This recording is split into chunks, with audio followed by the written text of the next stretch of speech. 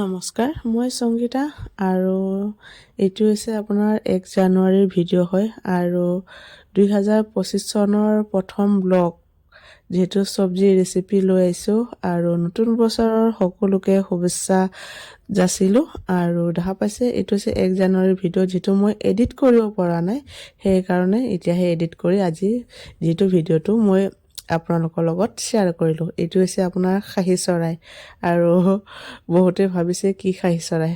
আমাৰ ইয়াতে কি হয়, আপোনাৰ সৰুতে এনেকুৱা চৰাইবোৰক খাহী কৰি থৈ দিয়ে। সৰুতে মানে আপোনাৰ চৰাইযোৰ যেতিয়া ডাক দিয়াৰ পিছতহে আপোনাৰ যিহেতু চৰাইবোৰক খাহী কৰিব পাৰে আৰু বহুত ঠাইত কৰে, বহুত ঠাইত নকৰে, কিন্তু আমাৰ ইয়াত কৰে।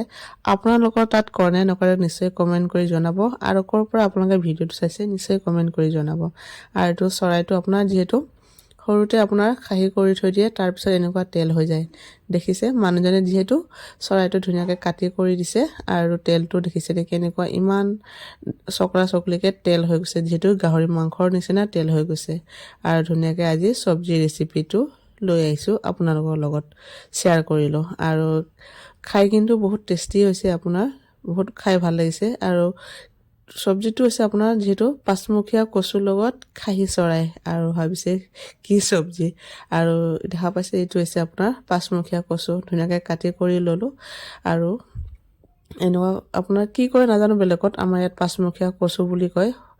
ঠাই জাগা লৈ আপোনাৰ নামকেইটা যিহেতু বেলেগ বেলেগ, ধুনীয়াকৈ কাটি বাছি ল'লোঁ আৰু ধুনীয়াকৈ পাকঘৰত জুই লগাই আপোনাৰ কচুটো প্ৰথমতে সিজাই লৈছোঁ। প্ৰথমত মই আপোনাৰ বহুতে চ'দা খাৰো দিব পাৰে, কিন্তু আমি ইয়াত কলখাৰহে ব্যৱহাৰ কৰোঁ। কলখাৰ দি ধুনীয়াকৈ কচুটো আগতীয়াকৈ সিজাই লৈছোঁ।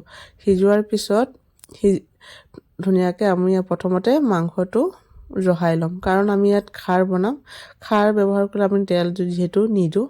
আৰু দেখা পাইছে ধুনীয়াকৈ কেৰাহীটো পাতি ল'লোঁ। আৰু ইগন'ৰ কৰিব দেই, পাকঘৰটোত যিহেতু মই ৰন্ধা বঢ়া কৰি আছোঁ, চাফা মানে আপোনাৰ ৰন্ধা বঢ়া কৰাৰ পিছতে চাফা কৰিম। আৰু যিহেতু আমি জইণ্ট ফেমিলি, আৰু জইণ্ট ফেমিলিৰ কাৰণে আমি প্ৰায়ভাগে আমি চৌকাতে ব্যৱহাৰ কৰোঁ।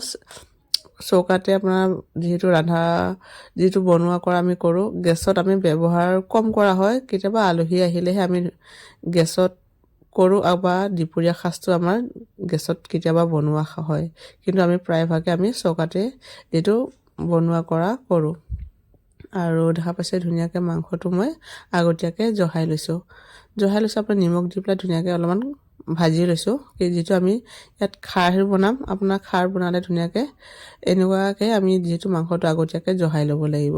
আৰু সেই চাইডে মই যিটো দুইফালে দুটা চৌকাত, এটা চৌকাত মই যিহেতু কচু আৰু খাহী চৰাইটো বনাই আছোঁ, আৰু এটা চৌকাত মই গাহৰি মাংস বনাই আছোঁ।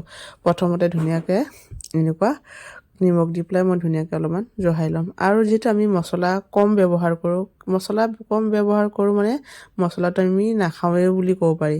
আমি আদা, নহৰু, গোলমৰিচ, জলকীয়া বাহিৰে আমি বেলেগ মছলা ব্যৱহাৰ খুব কম কৰোঁ। আলহী আহিলেহে আমি মছলাটো ব্যৱহাৰ কৰা হয়, কিন্তু ঘৰত আমি থাকিলে আমি মছলাটো ব্যৱহাৰ ইমান নকৰোঁ।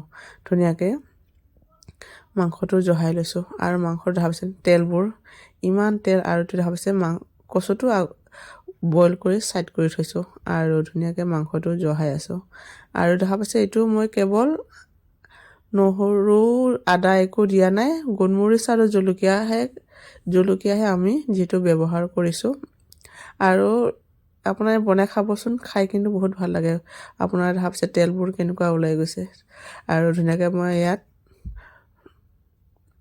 জলকীয়া আৰু গোলমৰিচেই দিছোঁ। গোলমৰিচ আৰু যিটো জলকীয়া দি মই অলপমান মাংসটোক ধুনীয়াকৈ জহাই লৈছোঁ। তাৰপিছত মাংসটো অলপ টাইম সিজিব যিহেতু দিম। সিজাৰ পিছতহে আমি আগতীয়াকৈ যে আমি কচুটো বইল কৰি থৈছিলোঁ, তাৰপিছত আমি ইয়াত ঢালি দিম। আৰু লাষ্ট ফিনিছত আপোনালোকে ধনিয়া পাত দিব। ধনিয়া পাত দিলে আপোনাৰ পাচলিৰ সোৱাদটো এনেকুৱা ধুনীয়া হয়। দেখা পাইছে ধুনীয়াকৈ মই মাংসটো জহাই লৈছোঁ। আৰু আপোনাৰ কালাৰটো ধুনীয়া হালধীয়া আহিছে, কাৰণ বহুত তেল হৈছে। আৰু এইটো হৈছে আপোনাৰ কচু খাৰ। আৰু কচুটো আপোনাৰ খাই টেষ্টি হ'ব লাগে, কচুটো ভাল হ'ব লাগিব, কিন্তু খাই কিন্তু বহুত ভাল লাগে। আপোনালোকে বনাই খাবচোন, কিন্তু খাই বহুত টেষ্টি। আৰু যিহেতু মাংসটো আপোনাৰ ধুনীয়াকৈ জহাই লৈছোঁ, জহাই লোৱাৰ পিছত কচুটো মই দি আছোঁ কেৰাহীত, কাৰণ এটা হাতত আপোনাৰ মোবাইলটো কেমেৰা ভিডিঅ' কৰি আছোঁ আৰু এটা হাতত দি আছোঁ। যিহেতু মোৰ কেমেৰামেন নাই, নিজে কেমেৰা ভিডিঅ' কৰোঁ, সেইকাৰণে অলপমান দিগদাৰ হয়। আৰু কোনো কথা নাই, আপোনালোকে আশীৰ্বাদ দিব, মৰম দিব, এনেকুৱা আগবাঢ়ি যাব পাৰোঁ, যাতে আপোনালোকে আশীৰ্বাদ আৰু মৰম পালেহে আগলৈ আগবাঢ়ি যাম। আৰু ধুনীয়াকৈ এনেকুৱা কচুটো আপোনাৰ দি আছোঁ লাহে লাহেকৈ। মাংসটো জহাই লৈছোঁ, মাংস জহাৰ পিছতে আপোনাৰ কচুটো দি আছোঁ।